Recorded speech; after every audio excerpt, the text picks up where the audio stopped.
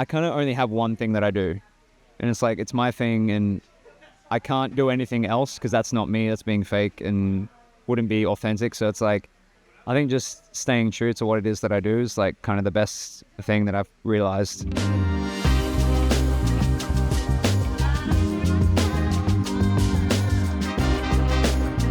Hey, I'm Hazlett, and this is SoundAdvice. Well, thank you so much for sitting down with us today. Appreciate it. You've had such a unique journey as an artist. Where did your love for music begin? It's weird. I feel very happy that I can like pinpoint a moment for live music, and essentially. But I went to a music festival when I was 14. I was way too young to be at the music festival, and I walked in, and I think I saw it was Kings of Leon were playing, and it was like an afternoon set, and I just saw it, and I was like, that's what I want to do for a living.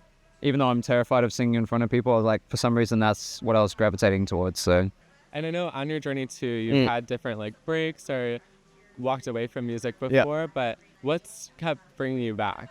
to be honest, it was probably my mum. Like, I quit music a few times, and then the one time that I thought was like the final time I was going to quit, I got a job at a advertising agency, and I was like, oh cool, I got a grown-up job. Time to like leave music behind. And my mum was kind of the one that noticed like, oh, he's probably not as happy as he could be, which was like terrible parental advice at the time, to be like, you're middle-aged, but go quit your job and go back to music. But, you know, mum pushed me back into it, and it was kind of a good idea, I think. Yeah. Was there like a specific piece of advice that she gave you, or just the encouragement? No, I think she just pointed out that I probably wasn't as happy as I could be, and maybe I should give music one more shot. And I was like, okay, sure. Thanks, Mum. Well, glad you did. Yeah. What advice would you give to somebody in a similar position? I think the big thing that helped me, like, this is terrible advice, so I almost don't want to give it, but like, I threw myself like really far in the deep end. Like, I decided to go back into music. I moved overseas, so I got rid of that safety net of like friends, family, and even my hometown. Yeah. And I moved to Sweden of all places. So it was like, it's one of those things, because I threw myself so far in the deep end, it was like, this has to work. Like, there's no other option. There's no other like plan B or going back to a corporate job or anything like that. So that, as bad as it is, like, that's not advice I want to give someone, but like, it's kind of like the only reason I guess it's worked to this point is the fact that I threw myself so far into the deep end that it kind of like had to happen. The past 2 years, you've played a ton of shows, including opening for artists and playing lots of festivals as well. How do you approach connecting with new audiences on stage? I think this is one of those things where I was like, I was glad I got into music late in life, or singing at least, or being an artist, because I kind of like, I'm not trying to like, I guess, impress anyone, which kind of sounds arrogant, but it's not supposed to be arrogant. It's more like, I kind of only have one thing that I do. Yeah. And it's like, it's my thing, and I can't do anything else because that's not me. That's being fake and wouldn't be authentic. So it's like, even with festivals, you know, I'll still play some of my sad, super slow songs because like that's who I am, and hopefully the right people hear it at the right time. But it's like, I think just staying true to what it is that I do is like kind of the best thing that I've realized. Yeah, absolutely. What have been some of the most challenging parts of tour?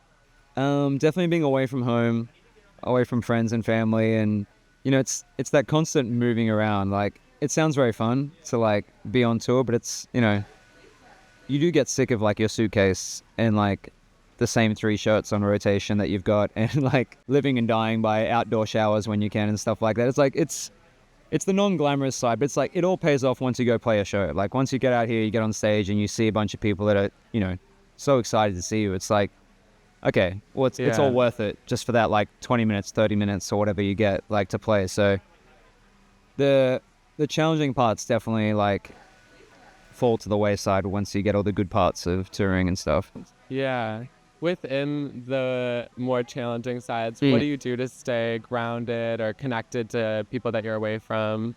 The biggest thing, because this is the first time I've toured with a band. All my other tours have been me just playing guitar and being solo. So the big thing this tour has been, you know, now I have a band to like hang out with. You know, yesterday we were playing Frisbee in the grass, like after sound check, and I was like, oh, this is nice. Like, you can't play Frisbee by yourself. So this is like, the thing keeping me grounded is just having people with me for once. And I think I've always had a hard problem, you know, letting people in to help and like lean on people from time to time, because I like to do everything myself and be self-sufficient. But yeah, you really do need people around you to help out. How has it felt to see your community and your listeners grow in real time while being on this journey of tour? I try not to look into it too much. Like, I kind of get a bit of tunnel vision. Like, each show is a different show and each time's a different time. So it's like, there was one moment today, I think, where we were sound checking and there was someone in the crowd that I saw while I was tuning my guitar that was just head to toe in Hazlett, like, merch. And I was like, I love this person. Little things like that have been exciting. But yeah, I try not to get wrapped up in it too much. Like, I'd like my face on a billboard in Times Square the other week for the album coming out. And I was like, I saw that. I was like, I can't look at this. This is too much to process and handle. So my way of coping is just ignoring it for the most part. It's a good way to go. Yeah. How do you stay financially and creatively empowered as an artist as you navigate your growth? It's been a lot of like changes this year. Like, things have been growing. I've done everything myself for the past 8 years. And like, this year's been the first time I've started using a manager and started using a business manager and using a booking agent. So it's been pretty daunting, like, getting into that, because it's, you know, from going as a very self-sufficient musician to letting people in to help. It's like, yeah, you get a bit of that too many cooks in the kitchen kind of vibe sometimes. But it's, yeah, like I was saying before, it's like at some point you need to let people in to help, and you need to just trust your gut in finding the right people to help you where you can. Or otherwise, I guess I was reaching a bit of a breaking point where, as much as I did everything myself, I could feel soon like the creativity is going to suffer if I'm trying to understand foreign tax laws too much. Like, that's been a big thing. It's like, it's an unfolding story though, I think, letting people in and seeing how it works. It's very new for me, so it'll be a check back again next year, and I'll let you know how it's all worked out. Do you have like any advice for knowing who to trust with your art as you're building a team? I think the biggest thing for me is you trust the person and not the name is the biggest advice I've got. So it's like, sometimes you can get lured in by a big company or a big flashy name and stuff like that, and it's very easy to do that, but you can get lost in the shuffle a lot of the time at big places. So it's like, you would much rather find a person that's, you know, wanting to fight for you as close to as much as you want to fight for yourself, and that's always going to pay off at the end of the day, I think. As the industry continues to grow, is there anything that you hope to see change? I think it's kind of happening a lot. You see it now, there's a lot more transparency.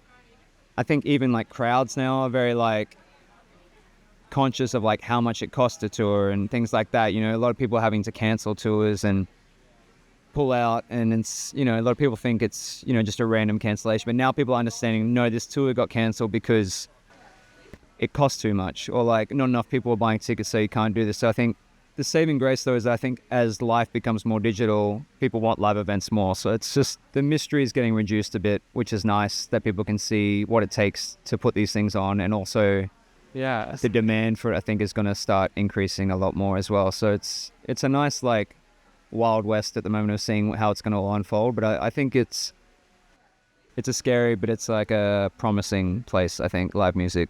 What is the best or worst advice that you've received? The best advice, was it like a Drake lyric or something? It was like, no one cares if you don't go to the party. It's a lyric that was like, no one cares if you don't go to the party. But it was great advice. I don't know where I saw it. I mean, I probably saw it on Pinterest, because I'm like a Pinterest girl. So I just love it. Yeah. It's like, because it's not necessarily about the party, but it's like, the sooner you realize no one really cares what you're doing, or if you're making a fool of yourself, or even if you're doing something really good, it's like, everyone's got their own thing.